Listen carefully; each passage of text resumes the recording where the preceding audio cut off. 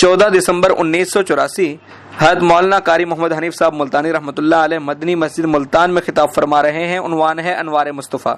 سماعت فرمائیں۔ شکریہ۔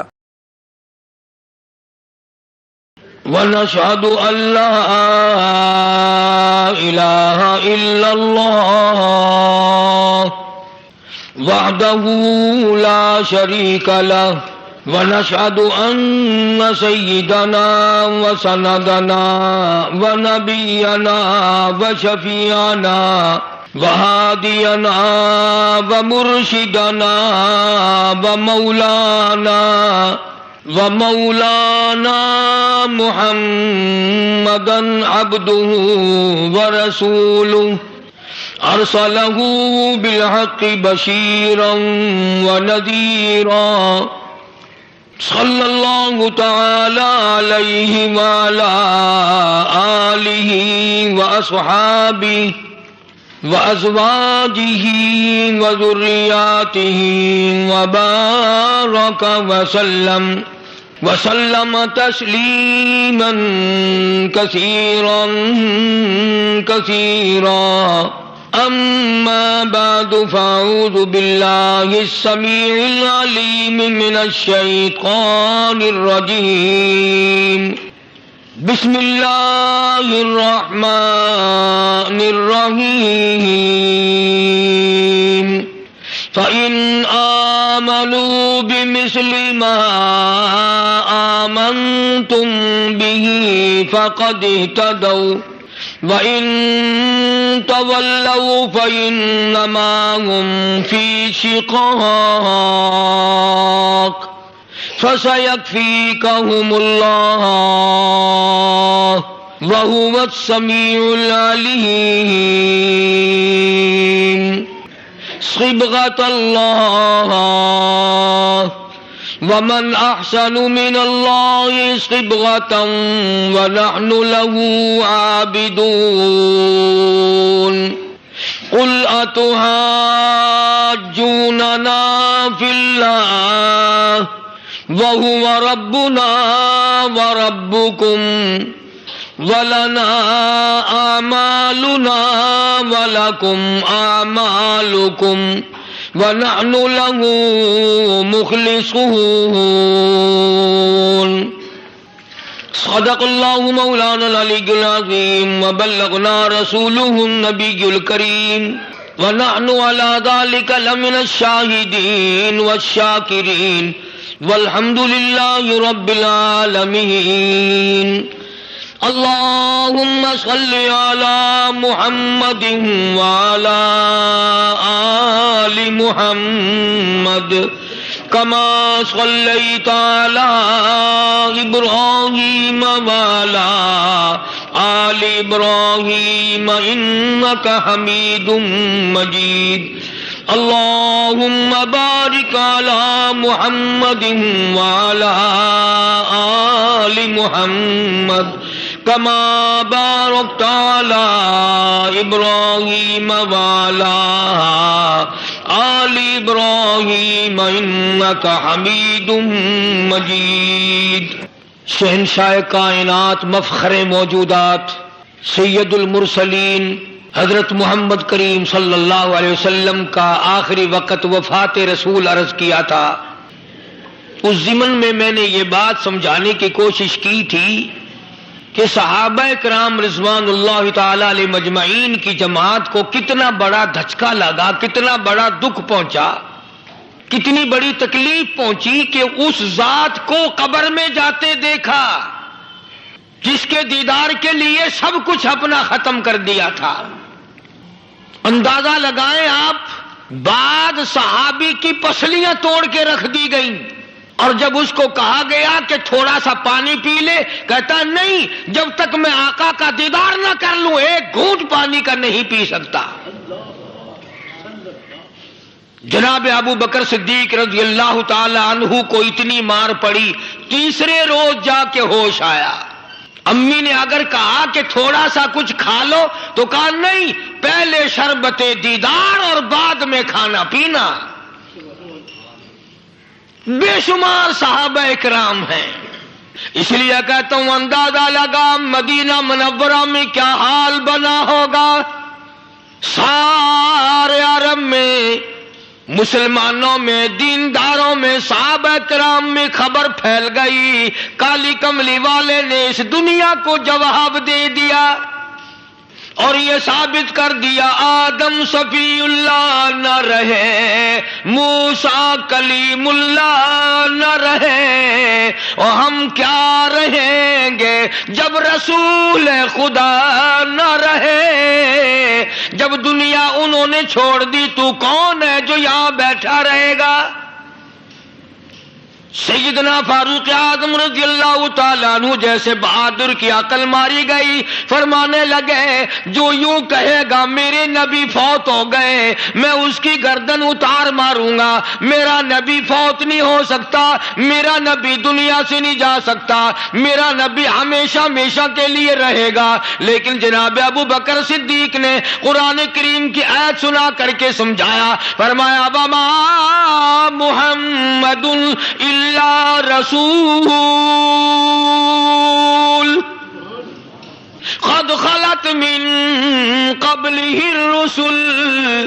او لوگو ہر نبی آئے رخصت ہو گئے، ہر نبی آئے رخصت ہو گئے. دنیا نہ پائیدار جگہ ہے، عارضی زندگی، مستعار زندگی، نہ پائیدار زندگی، فانی زندگی ہر کوئی لے کے آتا ہے، جب جانے لگتا ہے تو پتہ بھی نہیں چلتا.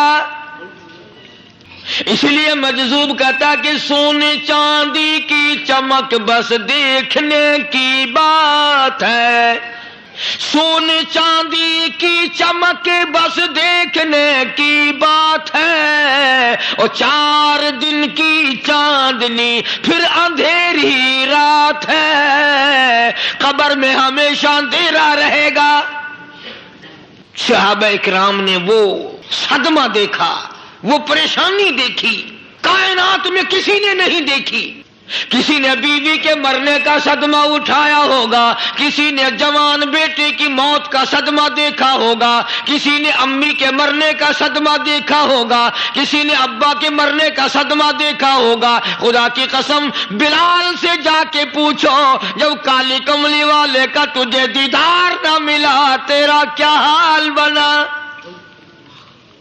صحابہ اکرام نے وہ عشق نبھایا، کمال کر دیا. بڑے سے بڑی مصیبت آئی، اسلام کا سودا نہیں، ایمان کا سودا نہیں، دنیا کی طرف آئے ہی نہیں. کون ان حضرات کا مقابلہ کرے گا؟ کئی لوگ کہہ دیتے ہیں جی صحابہ انسان تھے، ان سے بھی غلطی ہو. میں ٹھیک ہے، میں کہتا ہوں تھے تو انسان، پر یہ دیکھو شاگرد کس کے ہیں. صحابہ ہیں تو انسان، پر یہ اندازہ لگاؤ مرید کس کے ہیں. صحابہ ہیں تو انسان، پر یہ سوچو کہ یہ مقتدی کس کے ہیں. صحابہ ہیں تو انسان، پر یہ دیکھو صحابہ اگر سپاہی ہے تو کالی کملی والا کمانڈر ان چیف ہے. براہ راست محمد عربی صلی اللہ علیہ وسلم کے صحابہ شاگرد ہیں، صحابہ حضور کے مرید ہیں، صحابہ حضور کے مقتدی ہیں، صحابہ حضور کی فوج کے سپاہی ہیں. ایک ایک نے کمال کر دیا. جناب ابو بکر صدیق رضی اللہ تعالیٰ عنہ فرماتے ہیں میں اچانک محلے میں جا نکلا. ابو بکر کہتا میری یہ عادت تھی، شروع میں جو اسلام آیا مکے میں چودھری مارتے ہیں، رئیس مارتے ہیں، سردار مارتے ہیں، کمزوروں کو مارتے ہیں. جو کلمہ پڑھتا تھا پہاڑ ٹوٹ جاتے تھے، پیر پکڑ کر مکی کی گلیوں میں گھسیٹا جاتا تھا، چمڑا ادھڑ جاتا تھا. آج یہ بات کہنا بڑا آسان ہے. تبلیغی ساتھی سفر کرتے ہیں، تکلیف اٹھاتے ہیں، اگر جی جاؤ کافروں کو کلمہ سکھا کے آؤ. اور کلمہ تو تیرے پلے نہیں تو کافروں کو تو پھر پہنچائیں گے نا. 80 سال کی عمر ہے، کلمہ صحیح نہیں آتا. قبر بالکل سر پہ ہے، موت سر پہ ہے، قبر سامنے ہے، پھر بھی کلمہ نہیں آتا. اور میں تو کئی مرتبہ کہا کرتا ہوں کہ یہ بھی فکر کیا کرو کہ اس نبی کی ذات پر تم درود پاک پڑھتے ہو صلی اللہ علیہ وسلم، جس کی ذات پہ خود خدا درود بھیجتا ہے، فرشتے بھیجتے ہیں. ہزاروں بار مشک و عنبر سے منہ دھو کر کے اگر درود پڑھو تو ڈرنا چاہیے بے ادبی نہ ہو جائے. تو غلط درود پڑھتا نبی کی ذات پہ. اور اس کو صحیح کرنے کا فکر نہیں رکھتا. چنانچہ ابو بکر صدیق رضی اللہ تعالیٰ عنہ چکر لگاتے لگاتے ایک محلے میں جا نکلے. وہاں جا کے دیکھا ایک نوجوان ہے، غریب صحابی، نادار صحابی، مفلس صحابی، کافر کا غلام ہے، کالی کملی والے صلی اللہ علیہ وسلم کا کلمہ پڑھتا ہے. کافروں نے پکڑ کر گرم گرم ریت پہ اونڈھا کر کے لٹایا ہوا ہے اور کئی کافر اس صحابی کی کمر پہ چڑھ کر لتاڑ رہے ہیں، اس کی کمر پہ چڑھے ہوئے ہیں.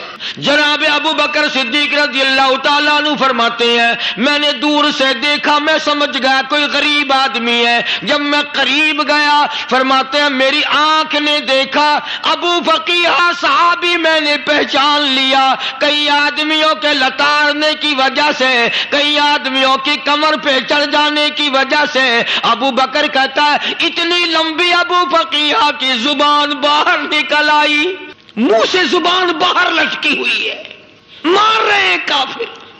جناب ابو بکر صدیق رضی اللہ تعالیٰ عنہ نے فرما دیا نہ مارو، اللہ کا بندہ ہے. وہ کہنے لگے بندہ تو اللہ کا ہوگا، غلام ہمارا اور کلمہ اس نبی کا پڑھتا ہے، ہمارا غلام ہو کر کلمہ پڑھتا ہے. کیوں؟ جب تک جان سے نہ مر جائے گا ہم چھوڑیں گے نہیں، ہم اسے ختم کر کے دم لیں گے. اس نبی کا کلمہ پڑھتا ہے، ہمارے سامنے پڑھتا ہے. جناب ابو بکر صدیق رضی اللہ تعالیٰ عنہ نے منع کر دیا. منع کرنے میں اور زیادہ مچر گئے اور زیادہ خرمستی کرنے لگے. ابو بکر فرماتے ہیں میں بالکل قریب کھڑا تھا، ظالموں نے ابو فقیہ کی پسلیوں پہ کمر پہ چھلانگیں لگانی شروع کر دی. جناب صدیق اکبر رضی اللہ تعالیٰ عنہ فرماتے ہیں میں بالکل قریب کھڑا تھا جب انہوں نے چھلانگیں لگائیں صحابی بے نوا اور مفلس غریب صحابی کی کمر پہ. اچانک میرے کانوں میں کڑاک کڑاک کر کے پسلیاں ٹوٹنے کی آواز آنے لگی. میرے سے برداشت نہ ہوا، میں برداشت نہ کر سکا. جناب ابو بکر رضی اللہ تعالیٰ عنہ فرماتے ہیں میں نے کہا ظالموں سودا کر لو میں خرید لوں گا. انہوں نے جو منہ مانگے دام مانگے، جناب ابو بکر صدیق رضی اللہ تعالیٰ عنہ نے وہ دام دے دیے، پیسے دے دیے. ہاں غریب کی ہمدردی کی، مظلوم کی ہمدردی کی. آج ہمارے پاس جو پیسہ ہے وہ کنجری پہ خرچ ہو سکتا ہے، بدماشی پہ خرچ ہو سکتا ہے، ٹیپ ٹلو اور فیشن پہ خرچ ہو سکتا ہے، اللہ کے دین پہ خرچ کرنے کی ہمیں توفیق نہیں ہوتی. سارے سال کی کمائی کا حساب لگائیں کہ ہم نے کتنا اپنے بیوی بچوں پہ خرچ کیا، کتنا اللہ اور اس کے رسول اور اللہ کے قرآن پہ خرچ کیا. 100-2% بھی نہیں بنتا. جناب ابو بکر رضی اللہ تعالیٰ عنہ نے ابو فقیہ رضی اللہ تعالیٰ عنہ کو خرید لیا، کافروں کے نیچے سے نکال لیا، کپڑے جھاڑے، زخموں پہ مرہم پٹی کی. ابو بکر دوڑے دوڑے پانی کا پیالہ لے آئے اور فرمانے لگے ابو فقیہ تجھے بڑی مار پڑی ہے، بڑی تکلیف پہنچی ہے، میں نے تیری زبان باہر لٹکی ہوئی دیکھی، نکلی ہوئی دیکھی، خشکی آ گئی ہوگی، زبان پہ کانٹے جم گئے ہوں گے، تھوڑا سا پانی پی لے. ابو فقیہ کہتا ابو بکر تیرے احسان کا بدلہ خدا دے گا، مہربانیوں کا بدلہ خدا دے گا. میں نہیں دے سکتا، تو نے پیسے خرچ کر کے مجھے آزاد کرایا، میں تجھے دعا دے سکتا ہوں. میں غریب ہوں، میں نادار ہوں، میں مفلس ہوں، میں مسکین ہوں. اور ابو بکر تنگ نہ کر، میں پانی پی نہیں سکتا. کیا بات ہے، کیوں پانی نہیں پی سکتا؟ کہنے لگا ابو بکر تجھے کیا معلوم ہے جن کی وجہ سے میری پسلیاں توڑ دی گئی، جن کی وجہ سے مجھے مارا گیا، جن کی وجہ سے مجھے لتاڑا گیا، جن کی وجہ سے میری پسلیاں توڑی گئی، جن کی وجہ سے میرا یہ حال کیا گیا، جب تک میں آقا کا دیدار نہ کر لوں میں پانی کی بوند پی نہیں سکتا. مجھے پہلے شربت دیدار پینا ہے. میں نے سرکار مدینہ صلی اللہ علیہ وسلم کی زیارت پہلے کروں گا، پانی بعد میں پیوں گا. اور ابو فقیہ تجھے تو بڑی سخت مار پڑی ہے، تجھے تو بڑی تکلیف پہنچائی گئی ہے، میں تجھے حضور کے دربار میں لے کے چلوں گا، تو پانی تو پی لے۔ کہتا کوئی مجنون بتاتا ہے، کوئی کہتا ہے دیوانہ، کوئی مجنون بتاتا ہے، کوئی کہتا ہے دیوانہ، یہ تو مرض عشق احمد کا ہوا بیمار میں بھی ہوں۔ اور ابو بکر تجھے کیا معلوم ہے، مجھے عشق لگا ہوا ہے، مجھے سوز و گداز لگی ہوئی ہے، میں اپنے دل میں کسی کو بسائے بیٹھا ہوں، جب تک اس آقا کا دیدار نہ کر لوں مجھے چین نہیں آئے گا۔ ہمیں عورتوں سے محبت ہے، ہمیں اولاد سے محبت ہے، ہمیں کوٹھی بنگلے سے پیار ہے، ہمیں روپے سے پیار ہے، ہمیں بڑی جاہو حشم سے پیار ہے، اور خدا اور اس کے رسول سے پیار کرنے والے لوگ مدینے کے قبرستان میں سو گئے، قرآن سے پیار کرنے والے لوگ حضور کے درباری لوگ وہیں سو گئے۔ اندازہ لگاؤ، کوئی مار کھا کے اپنے ماں باپ کے پاس جائے گا، کوئی بھائی برادری میں جائے گا، کوئی تھانے میں رپورٹ لکھوانے جائے گا، کوئی اسپتال میں سرٹیفکیٹ لینے جائے گا، کوئی ڈاکٹری کرانے جائے گا۔ ابو فقیہ تم کتنے خوش نصیب ہو، امام الانبیاء کے دربار میں چلے ہو۔ حضور اکرم سب کہہ دو صلی اللہ علیہ وسلم کے دربار میں ابو فقیہ کو لایا جا رہا ہے۔ علماء نے لکھا ہے کہ جب ابو فقیہ حضرت کے دربار میں پہنچے تو خبر تو پہلے تھی نا کہ بڑی مار پڑی ہے، رحمت کائنات نے اٹھ کر سینے سے لگا لیا، تشریف فرما ہوئے، فرمایا ابو فقیہ جی حضور میں نے سنا ہے تو نے پانی نہیں پیا، اتنی مار پڑی تیری پسلیاں توڑ دی گئی، تیری کمر پہ چھلانگیں لگائی گئی، تجھے گرم گرم لیت پہ لٹایا گیا، تیری زبان باہر نکل آئی، اور میں نے سنا ہے تو نے پانی نہیں پیا۔ کہتا ہے آقا ہاں نہیں پیا۔ فرمایا کیوں نہیں پیا؟ کہتا ہے آقا میں اس وقت پانی پیتا میرے منہ میں صرف پانی جاتا، اب پیوں گا ہاتھ تیرا ہوگا منہ میرا ہوگا، پانی میرے منہ میں جائے گا، مجھے حوض کوثر کا مزہ یہی آ جائے گا، مجھے لطف آئے گا محمد عربی صلی اللہ علیہ وسلم کے ہاتھ سے پانی پینے کا۔ علماء نے لکھا ہے کہ حضرت نے جب اپنے رحمت والے ہاتھ سے ہاں وہ انگلی چاند کو اشارہ کیا، جگر پھنس کر ٹکڑے ہو گئے، وہ انگلی اشارہ کیا سورج واپس ہو گیا، وہ انگلی درخت اپنی جڑیں چھوڑ کر پیغمبر کے قدموں میں آ گئے، وہ انگلی جن میں کنکر پہاڑ کے لیے تو کلمہ پڑھنا شروع کر دیا، وہ انگلی اونٹ کی طرف کی تو بول پڑا، وہ انگلی چڑیا سامنے آئی تو انہوں نے شکایت کر دی، وہ انگلی جن کو دیکھ کر کے بیت اللہ پھر گیا۔ مدنی کریم صلی اللہ علیہ وسلم نے یوں پانی کا پیالہ اٹھایا، ابو فقیہ نے پیالہ پکڑنے کے لیے یوں آگے کو ہاتھ کیا، فرمایا اب وہی بات ہوگی، ہاتھ میرا ہوگا منہ تیرا ہوگا، میں اپنے ہاتھ سے پلاؤں گا۔ ابو فقیہ کو پانی پلا دیا، اور پانی پلانے کے بعد پوچھا اب تیرا کیا حال ہے؟ اب حال کیا ہے؟ کہتا ہے آقا تیرے چہرے پہ فدا شمس و قمر، تیرے چہرے پہ فدا شمس و قمر، تیری زلفوں پہ تصدق شام و سحر،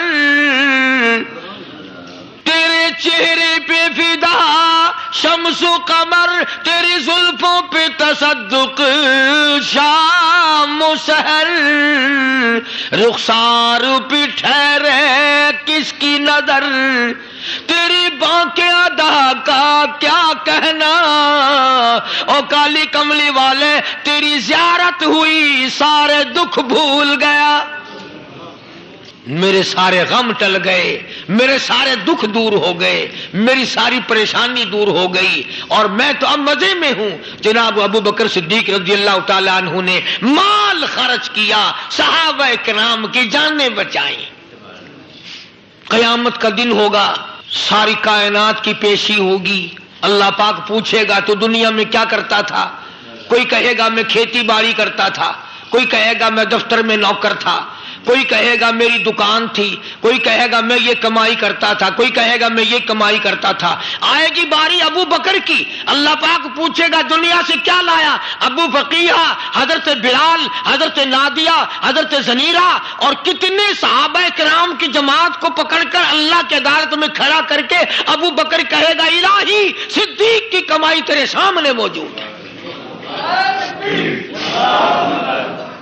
مبارک ہیں یہ لوگ کہ ان حضرات نے محض اللہ اور اس کے رسول کریم صلی اللہ علیہ وسلم کو راضی کرنے کے لیے اپنا سب کچھ قربان کر دیا، اور خود رسول کریم صلی اللہ علیہ وسلم نے ان کو ایسی تعلیم دی، ایسے اخلاق دیے کہ حد ہو گئی۔ دربار رسالت ہے، ایک کافر مسافر آتا ہے بھی کافر، ہے بھی مسافر، ہے بھی معمر، بوڑھا آدمی ہے۔ کبھی کبھی سوچتا ہوں کہ اس زمانے کے تو کافروں میں بھی کوئی خوبی ہوا کرتی تھی، منافقت تو نہیں تھی نا، منافقت نہیں تھی، چال بازی نہیں کرتے تھے، ہیرا پھیری نہیں کرتے تھے۔ وہ بوڑھا مسافر کافر سرکار دو عالم صلی اللہ علیہ وسلم کے دربار میں آیا، آ کے کہنے لگا نبی اللہ میں بوڑھا ہوں، مسافر ہوں بھی تیرا اور تیرے خدا کا منکر، پر میں سوال کرتا ہوں کوئی سواری دو، میرا گھر بڑا دور ہے، میں اس پر سوار ہو کر اپنے گھر پہنچ جاؤں۔ حالانکہ مسلمانوں کے پاس سواریاں کہاں تھی، خود تنگی میں تھے، وطن چھوڑ کے آئے، قربانیاں دے کے آئے، پتے چباتے ہوئے آئے، پانی پورا رج کے پینے کے لیے پانی نہیں ملتا، اور حضور کریم صلی اللہ علیہ وسلم کو پتا تھا کہ یہ سوال کرنے والا ہمارے عقیدے کا نہیں۔ رحمت کائنات کا دریائے کرم جوش میں آیا، صحابہ کرام کی طرف خطاب کر کے فرمایا کون ہے جو آج میں محمد الرسول اللہ صلی اللہ علیہ وسلم کو سواری دے؟ کون ہے جو آج مجھے سواری دے؟ میں جنت میں اعلیٰ درجے کی سواری کا وعدہ کرتا ہوں۔ حضرت عبادہ بن ثابت رضی اللہ تعالیٰ عنہ صحابے اٹھے اور اپنی ڈاچی، اپنی اونٹنی حضور کے ہاتھ میں پکڑا دی، اور حضور نے اس مسافر کو دے دی کہ لے بھائی سواری تجھے مل گئی۔ اب وہ مسافر جو تھا بوڑھا، وہ کہنے لگا جی میرے پاس کپڑا بھی نہیں ہے۔ اب تم جیسا اگر کوئی سیٹ ہوتا نا، آنکھیں نکالتا کہ ہم نے تیرے لیے یہاں کو ٹیکسٹائل مل چلا رکھے، سواری مل گئی تو اور آگے کو چل گیا، راستہ پکڑا پڑا جا۔ خدا جانے دھکے دیتے، خدا جانے مکے مارتے، خدا جانے کتنی باتیں بناتے۔ امام الانبیاء محبوب کبریا حضرت محمد مصطفیٰ صلی اللہ تعالی علیہ وسلم پھر کھڑے ہو گئے، صحابہ کرام کو خطاب کر کے فرمایا کون ہے جو آج مجھے کپڑا دے؟ کل میں جنت میں اعلیٰ درجے کی پوشاک اور لباس جوڑوں کا وعدہ کرتا ہوں۔ ایک صحابی نے اپنا کپڑا اتار کر حضور کے ہاتھ میں دے دیا صلی اللہ علیہ وسلم، یعنی ان کو کتنا یقین ہے حضور کی زبان پہ۔ سودا جنت کا ہو رہا ہے، زبان ہے کالی کملی والے کی، سودا ہو رہا ہے جنت کا۔ اور آج تمہیں سارا قرآن سنا دو، اس سنانے والے کا بھی ڈلاتے سننے والے مولوی کہتے ہی رہتے ہیں یار کوئی بات نہیں، جنت کس نے دیکھی ہے؟ صحابہ کرام میں سے کسی نے کپڑا دے دیا، حضور کریم صلی اللہ علیہ وسلم نے کپڑا لیا اور اس مسافر کو دے دیا کہ لے بھی کپڑا بھی مل گیا۔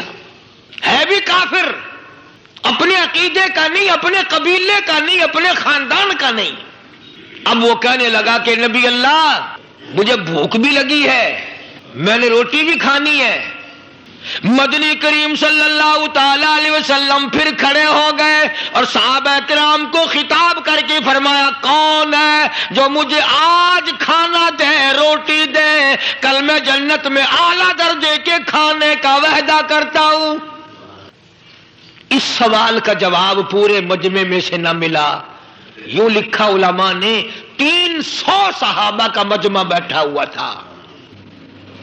300 صحابہ کا بھی فاقہ, کالی کملی والے کا بھی فاقہ. 3 دن سے کچھ نہیں کھایا, کچھ نہیں ملا, کوئی جواب نہ ملا. صحابہ کرام کی جماعت خاموش رہ گئی. سلمان فارسی رضی اللہ تعالیٰ عنہ اٹھے اور اس مسافر کا ہاتھ پکڑا اور کہنے لگا, میں تجھے ایسے دروازے پہ لے کے چلوں گا جہاں سے کچھ نہ کچھ کھانے کے لیے مل جائے گا.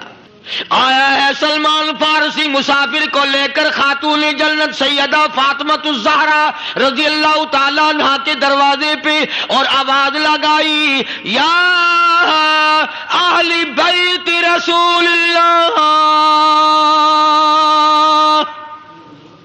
انطعموا فی سبیل اللہ. او نبی کی لخت جگر, نبی کی نوری نظر اور نبی کے جگر کے ٹکڑے اور کالی کملی والے کی بیٹی, اے فاطمہ, ایک آدمی بھوکا ہے, کھانا کھلانا ہے, اس کے لیے کھانا بھیجو. اندر سے آواز آتی ہے اور رونے کیسی آواز میں جواب ملا. سیدنا حسن سیدنا حسین رضی اللہ تعالیٰ عنہما, ان کی شکلیں دیکھو, 4 دن کے فاقے نے بچوں کی شکل بگاڑ دی. پیغمبر کے نواسوں کا فاقہ, پیغمبر کا نواسا, پیغمبر کی بیٹی کا فاقہ, تمام مسلمان فاقے سے ہیں. کوئی گلہ نہیں کرتا, کوئی شکایت نہیں کرتا, کوئی اعتراض نہیں کرتا. اسی حالت میں اگر جنگ بھی ہو جائے تو صحابہ پھر بھی پیچھے رہنے کو تیار نہیں. جب اندر سے یہ جواب ملا کہ تمہارا تو 3 دن کا فاقہ ہے, فاطمہ کہتی ہے میرا اور میرے بچوں کا 4 دن کا فاقہ ہے, تو سلمان فارسی اس مسافر کو لے کے واپس ہونے لگا.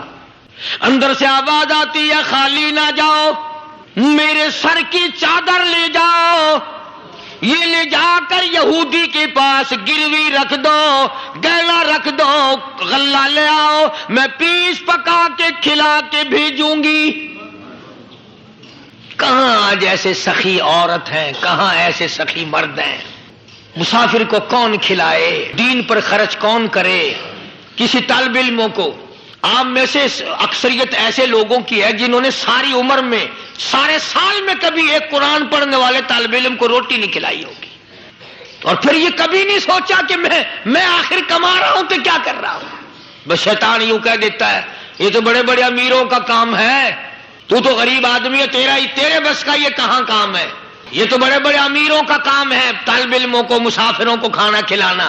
کل قیامت میں اگر اللہ نے یہ فرما دیا کہ جنت تو میں نے امیروں کے لیے بنائی ہے, تو مزدور آباد یہاں سے پھر کیا بنے گا. مولانا مظفر حسین صاحب کاندھلی سب کہہ دو رحمت اللہ علیہ, بہت بڑے بزرگ گزرے ہیں, ہمارے اکابر میں سے ہیں. کاندھلا ایک قصبہ ہے جس نے بڑے بڑے ولی پیدا کیے ہیں. مولانا مظفر حسین صاحب کاندھلی, مولانا الہی بخش صاحب کاندھلی, مولانا محمد زکریا صاحب شیخ الحدیث رحمت اللہ علیہ کاندھلے کے, مولانا محمد الیاس صاحب دیلوی رحمت اللہ علیہ امیر تبلیغی جماعت کے ایجاد کرنے والے, شروع فرمانے والے, یہ بھی کاندھلے کے ہیں. تو یہ سارے بزرگ اس قصبہ کاندھلے کے ہیں. تو مولانا مظفر حسین پانی پت سے پیدل چل دیے اپنے کاندھلے کرانے کی طرف. راستے میں ایک بستی آئی, شام ہو گئی تو حضرت نے وہیں قیام کر لیا, ٹھہر گئے. عصر کی نماز پڑھی, مغرب کی نماز پڑھی, مسجد میں صفائی کی, اذان دی. کوئی ایک آدھ آدمی آیا تو جماعت کر لی. وہ جو آدمی آیا اس نے پوچھا مولانا آپ مسافر ہیں کہ جی ہاں, کہ رات کو یہیں رہو گے کہ جی حضور. وہ آدمی 3 روٹیاں لے کر آیا اور مولانا نے وہ 3 روٹیاں کھا لی اور سو گئے. تو مولانا فرماتے ہیں کہ مجھے اس رات میں حضور اکرم صلی اللہ علیہ وسلم کا 3 مرتبہ دیدار مل گیا. 3 مرتبہ حضور کی مجھے زیارت ملی.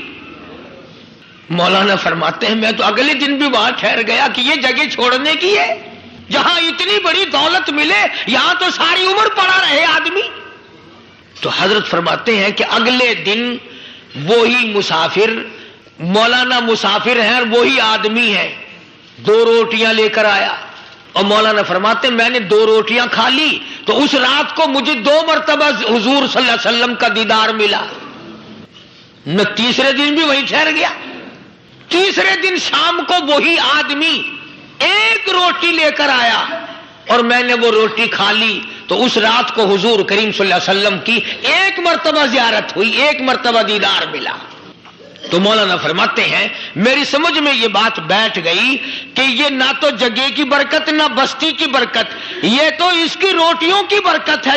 3 کھائی تو 3 مرتبہ دیدار ہوا, 2 کھائی تو 2 مرتبہ دیدار ہوا, 1 کھائی تو 1 مرتبہ. یہ تو اس کی روٹی کی کرامت ہے. تو وہی آدمی جو روٹی لانے والا تھا وہ کہنے لگا مولانا کل آپ تشریف لے جائیں, یہاں نہ ٹھہرنا. تو حضرت فرماتے ہیں میں نے کہا کیوں بھائی, مجھے تو ایسی دولت مل رہی ہے میں یہیں پڑھا رہا ہوں. وہ کہنے لگا اللہ والے آپ کو پتا نہیں پرسوں میں مزدوری کر کے اتنا ہی آٹا لایا تھا کہ 3 روٹیاں بنی, اتنا ہی آٹا بنا تھا 3 روٹیاں بنی. میں اپنے نام کی روٹی اٹھا کے چل دیا. میری بیوی نے پوچھا کہاں, میں نے بتایا مسجد میں ایک اللہ والا مسافر ہے. وہ کہنے لگی میں بھی فاقہ کر لوں گی, میرے نام کی روٹی بھی اس مسافر کے لیے لے جا. کہتا میں نے دونوں اٹھا لی. تیسری روٹی ایک بچہ ہمارا اس کے لیے چھوڑ دی. وہ بچہ کہنے لگا اچھا ماں باپ جنت میں جائیں, بیٹا کدھر رہے گا, میں بھی فاقہ کروں گا, میرے نام کی بھی لے جا. میں نے 3 روٹیاں لا دی اور اگلے دن جو میں نے مزدوری کی اس کی 3 روٹیاں بنی. بچے کی حالت خراب ہو گئی تھی, اس کو دے آیا. ہم نے میاں بیوی نے چوتھے دن بھی فاقہ کر لیا اور آج بیوی کی حالت بھی خراب ہو گئی تھی, آج صرف اپنی لایا ہوں. مولانا اس لیے عرض کر دیا کبھی کل میرا پیر نہ پھسل جائے, ایسا نہ ہو میرا قدم ڈگمگا جائے, ایسا نہ ہو بھوک کا مارا میں کچھ اور کر بیٹھوں, اس لیے عرض کر دیا کل آپ تشریف لے جائیں. عرض میں یہ کر رہا تھا کہ کسی زمانے میں دوسرے کی خیر خواہی کے لیے لوگ سب کچھ کر گزرتے تھے. حضرت محمد الرسول اللہ صلی اللہ تعالی علیہ وسلم کے پاس جنگ بدر کے قیدی آئے تھے کافر, اسلام کے دشمن, دین کے دشمن, قرآن کے دشمن, ایمان کے دشمن. مگر صحابہ کرام کو فرمایا یہ میرے مہمان ہیں. حضور نے فرما دیا صلی اللہ علیہ وسلم. ایک صحابی جو ایک مہمان کو لے گیا, حضور کے مہمان کو, تھے جنگی قیدی. علماء کرام نے لکھا صحابی کے گھر میں کھانا تھوڑا تھا, اس کافر کو تو کھانا دے دیا, آپ اس کے پاس بیٹھ کر درخت کے پتے چبا لیے. دوسرا دن آیا پھر ایسا ہی کیا, اس حضور کے مہمان جنگ بدر کے قیدی کافر کو کھانا کھلایا, خود درخت کے پتے چبا لیے. تیسرا دن آیا وہ جنگی کافر کہنے لگا, قیدی کہنے لگا آج پہلے کلمہ پڑھا پھر روٹی کھلا, میں پہلے مسلمان بنتا ہوں اس کے بعد میں کھانا کھاؤں گا. ارے تم اتنے اپنے اوپر دوسرے کو ترجیح دیتے ہو کہ ہم کافر بھی ہیں, تمہیں مارنے والے تمہیں مارنے آئے تھے اور تمہارا حال یہ کر دیا کالی کمری والے نے کہ خود پتے چباتے ہو, دشمن کو کھانا کھلاتے ہو, خود درختوں کے پتے چبا رہے ہو. محمد صلی اللہ علیہ وسلم نے تمہیں اتنا اونچا بنا دیا, نگاہ نبوت نے تمہیں ایسا رنگ دیا اور نبی کے دروازے نے تمہیں وہ دیا کہ قیامت آ سکتی ہے مگر صحابہ تمہاری دولت نہیں چھین سکتی. تو فاطمۃ الزہرا رضی اللہ تعالی عنہا نے سر کی چادر اتار کر دے دی سلمان فارسی کو کہ یہ لے جا, یہودی کے پاس جا کے گروی رکھ دے, دانا غلہ لے آ, میں پیس پکا کے کھلا کے بھیجوں گی. سلمان فارسی کہتے ہیں رضی اللہ تعالی عنہ کہ ہم چادر لے کر کے یہودی کے پاس گئے اور یہودی کو سارا قصہ بتایا. اس یہودی نے چادر لے کر رکھ لی اور غلہ تولنے لگا دینے کے لیے, تو رو رہا تھا. ہم نے پوچھا تجھے کیا ہوا, تو کیوں رویا؟ کہنے لگا مسلمانوں ہماری توریت میں واقعہ موجود ہے, قصہ موجود ہے. آخر الزمان پیغمبر صلی اللہ علیہ وسلم کی بیٹی کی دروازے پہ ایک بھوکا کافر مسافر آئے گا، اس کا پیٹ بھرنے کے لیے نبی کی بیٹی اپنی چادر اتار کر گروی رکھ دے گی، یہودی کے پاس غلہ منگوا کے کھانا کھلائے گی۔ آج توریت کی بات سچی ہو گئی، چادر آئی رکھی ہے، میں وہ یہودی ہوں، اور غلہ تول کر دے دیا۔ سلمان فارسی کہتے ہیں یہودی میری ساتھ ساتھ چل دیا۔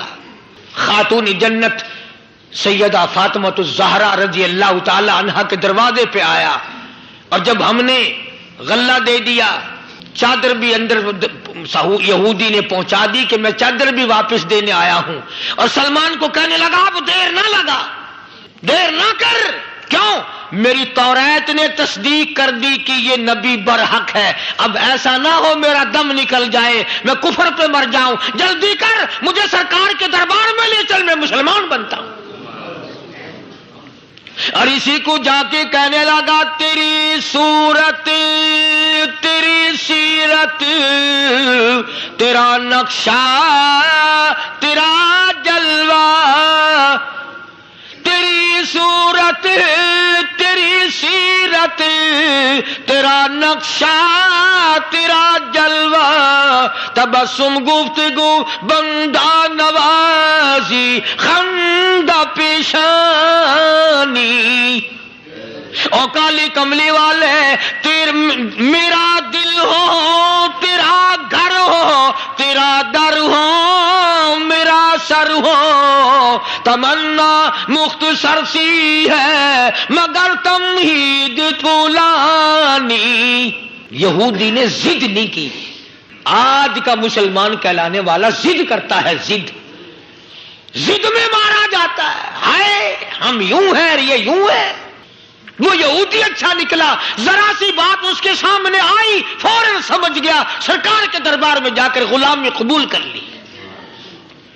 بے شمار صحابہ کرام ہیں جنہوں نے اللہ کی راہ میں وہ دکھ اٹھائے، وہ پریشانیاں جھیلی۔ اللہ غنی، مکہ مکرمہ میں سیدنا ابو جندل رضی اللہ تعالی عنہ صحابی ہے، ایمان قبول کر لیا، کلمہ پڑھ بیٹھا، بس کافروں کے لیے مشغلہ بن گیا، تماشا بن گیا، روزانہ مارتے ہیں۔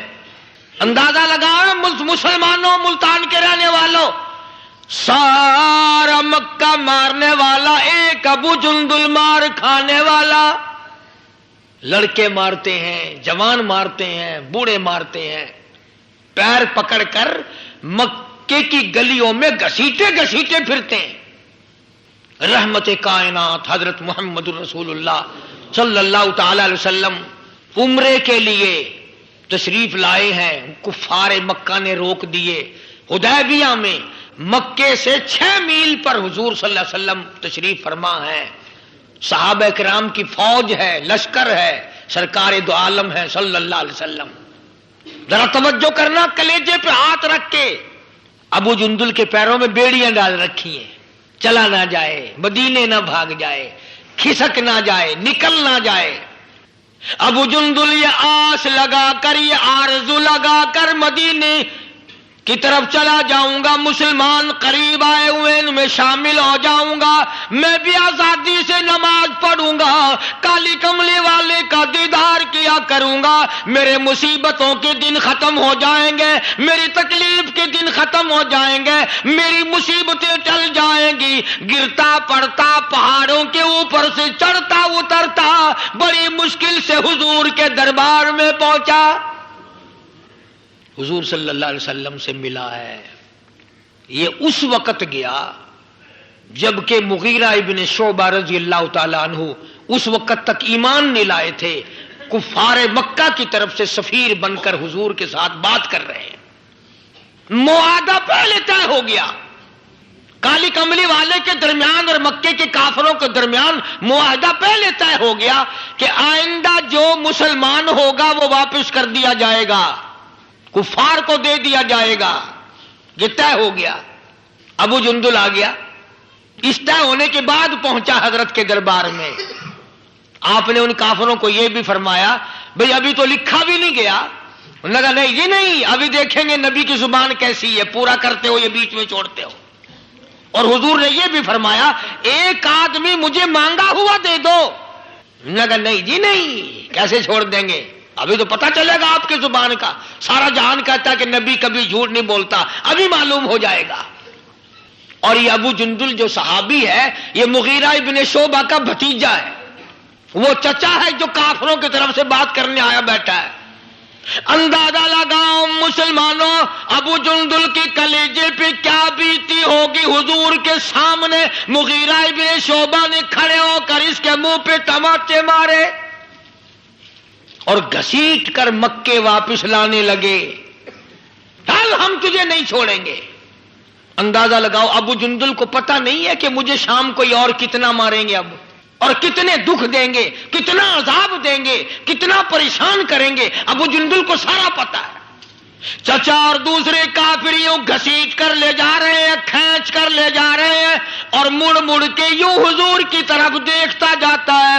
ابو جندل کہنے لگا او کالی کملی والے میری خیر ہے, میرا اللہ مالک ہے, میرا جو حال بنے وہ بن جائے, میرا چمڑا اڈھیڑیں گے اڑ جائے, میرا قیمہ بنائیں گے بن جائے, میری بوٹیاں اڑائیں گے اڑ جائے, پر کالی کملی والے اتنا تو بتا دے آپ تو مجھ سے راضی ہیں. آپ اتنا فرما دیں آپ تو راضی ہیں نا. فرمایا ابو جندل میں راضی میرا خدا راضی. کہتا پرواہ نہیں, تو راضی رہ میرا کچھ بن جائے. تم جیسا ہوتا تو بگڑ جاتا. واہ جی واہ, خود یہاں موج کر رہے ہیں, میں وہاں اکیلا پھنسا رہا ہوں, میں نہیں جاتا ہوں. وعدہ تم نے کیا ہوگا, میرا تو کسی سے معاہدہ نہیں. ہزار ہاں باتیں بناتے, ہزار ہاں بیچ میں سے چنانچے نکالتے. صحابہ وہ ہیں جنہوں نے غلامی کی ہے, تکلیف آئی پرواہ نہ کی, قیمہ بنا دیا گیا پرواہ نہ کی, بوٹیاں اڑا دی گئی پرواہ نہ کی. ایسے لوگ پیدا کیے محمد صلی اللہ علیہ وسلم نے کہ زمین کے اوپر آسمان کے نیچے غلامی کرنے کے لیے ایسے لوگ آئے ہی نہیں. تبھی تو ہم مسلمانوں کا یہ عقیدہ ہے کہ ایک طرف 1 کروڑ ولی, 1 لاکھ قطب اور ابدال اور غوث, عالم اور قاری اور حافظ اور پیر اور فقیر اور درویش کروڑوں جمع کر دو, خدا کی قسم بلال کے پیروں سے اڑی ہوئی خاک کا مقابلہ نہیں کر سکتے. تمہیں کیا معلوم ہے کہ خداوند عالم نے ان کو کتنا نوازا ہے, کتنی عظمت دی ہے. وہ فرمایا صبغۃ اللہ, اللہ کا چڑھایا ہوا رنگ ہے. وَمَنْ أَحْسَنُ مِنَ اللَّهِ صِبْغَةً وَنَحْنُ لَهُ عَابِدُونَ. کون اللہ کے چڑھائے ہوئے رنگ کو اتار سکتا ہے؟ اور جو نشہ خدا چڑھا دے اسے کون اتارے؟ جو خدا کا رنگ ہو اسے کون اتار سکتا ہے؟ یہ جان جا سکتی ہے پر خدا کا چڑھایا ہوا رنگ اور نشہ اتر نہیں سکتا.